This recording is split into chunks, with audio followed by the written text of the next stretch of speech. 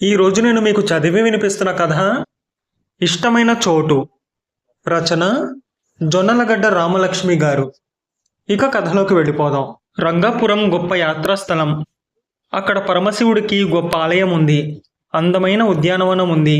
ఆ ఊళ్ళోని నాట్య మందిరంలో ఉదయం నుంచి రాత్రి దాకా నృత్య సంగీత ప్రదర్శనలు జరుగుతుంటాయి. గ్రంథాలయంలో ఎన్నో అపూర్వ గ్రంథాలున్నాయి. ఇవన్నీ చూడాలని నరసింహం ఆ ఊరొచ్చాడు. ఆ ఊళ్ళో ఆయన పెదనాన్న రామయ్య ఉంటున్నాడు. రామయ్యకు చంద్రం, సోము, గోపి, విశ్వం అనే నలుగురు కొడుకులున్నారు. పెద్దవాడు చంద్రం నరసింహం ఏడువాడు.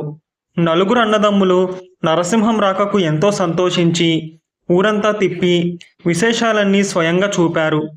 మీ ఊరు చాలా బాగుంది. 4 రోజులు ఉండిపోవాలని వచ్చాను. 40 రోజులు ఉండాలనిపిస్తున్నది అని నరసింహం రంగాపురాన్ని మెచ్చుకున్నాడు. ఇందుకు నలుగురు అన్నదమ్ములు బ్రహ్మానందపడ్డారు.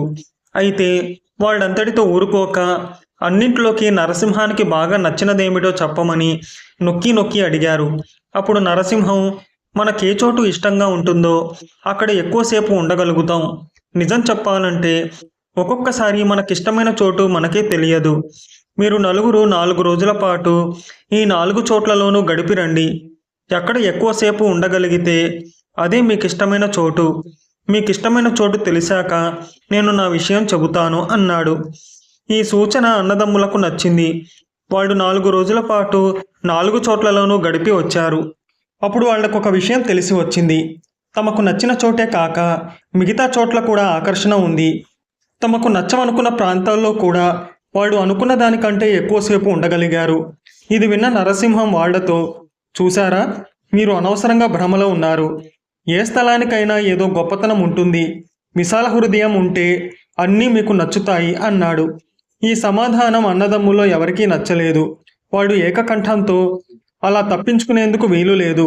నువ్వు కూడా 4 రోజుల పాటు ఆ 4 చోట్ల గడిపిరా. ఎక్కడ ఎక్కువసేపు ఉంటే అది నీకిష్టమైన చోటు అన్నారు. అయ్యో, ఇంకా మీకు తెలియలేదా? ఈ ఊళ్ళో మనందరికీ ఇష్టమైన చోటు ఒక్కటేనని తెలిసిపోయింది కదా. ఇంకా పరీక్షలెందుకు అన్నాడు నరసింహం. నిజానికి చంద్రం ఆలయంలోనూ, సోము ఉద్యానవనంలోనూ, గోపి నృత్య మందిరంలోనూ, విశ్వం గ్రంథాలయంలోనూ ఎక్కువ కాలం గడిపారు. అందువల్ల వాడు నరసింహం మాటలకు తికమకపడి, నీ మాటలు మాకు అర్థం కావడం లేదు అన్నారు. నరసింహం చిరునవ్వు నవ్వి, ఇలాంటి గొప్ప విశేషాలు రంగాపురంలో మాత్రమే ఉన్నాయనుకుంటున్నారా? ఇంకా ఇంద్రప్రస్థం, హస్తినాపురం, ఉజ్జయిని, తక్షశిల, అమరావతి, విజయనగరం, శ్రీరంగపట్నం వగైరా ఊళ్ళెన్నో ఉన్నాయి. ప్రతి చోట ఇంతకంటే గొప్పవి ఎంతో ముఖ్యమైన విశేషాలున్నాయి. అయినా నేను ఈ ఊరెందుకు వచ్చాను? పెదనాన్న ప్రేమను పొందాలని, పెద్దమ్మ ఆత్మీయతను రుచి చూడాలని, మీతో స్నేహభావం పంచుకోవాలని. అలానే ఇక్కడ నాకు ఇష్టమైన చోటు మీ ఇల్లు. ఎక్కడెక్కడ తిరిగినా అక్కడ ఉండిపోము కదా. చివరకు ఇంటికి చేరాలనుకుంటాం, అక్కడే ఉండాలనుకుంటాం. ఈ ఊళ్ళో మీరు ఎక్కడ ఎంతసేపు ఉన్నా ఎక్కువసేపు ఉండేది మీ ఇంట్లోనే. కాబట్టి మీకిష్టమైన చోటు మీ ఇల్లు. ఈ ఊళ్ళో నాకు ఇష్టమైనది మీ ఇల్లే కాదంటారా అన్నాడు. నలుగురు అన్నదమ్ములు అవునన్నట్టు సంతోషంగా తలలూపారు. మీకు కనుక ఈ కథ నచ్చితే లైక్ చేయండి. మీకు తెలిసిన వారికి షేర్ చేయండి.